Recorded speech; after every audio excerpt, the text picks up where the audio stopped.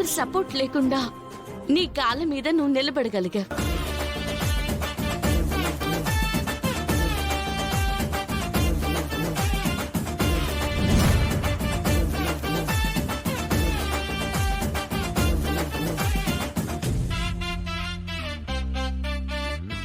అవునన్నయ్య, పల్లవిని కాపాడడం కోసం నువ్వు అక్కడి నుంచి ఇక్కడి వరకు వచ్చావంటే నీ కాలు నయమైపోయింది అన్నయ్య.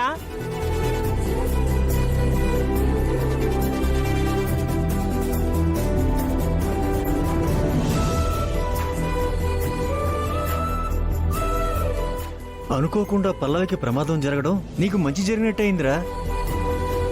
ప్రమాదం అనుకోకుండా జరగలేదండి. నేనే కావాలని చేశాను.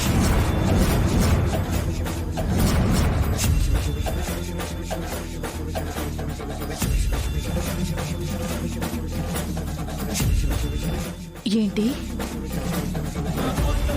అవును,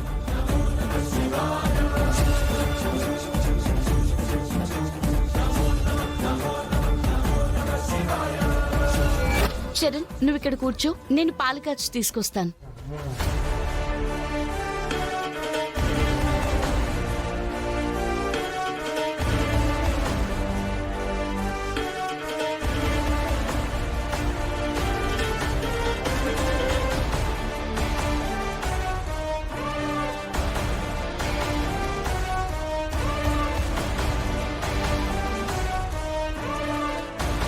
యాక్సిడెంట్లో నా కాళ్ళు కాదు, నా ప్రాణమే పోయింటే బాగుండేది.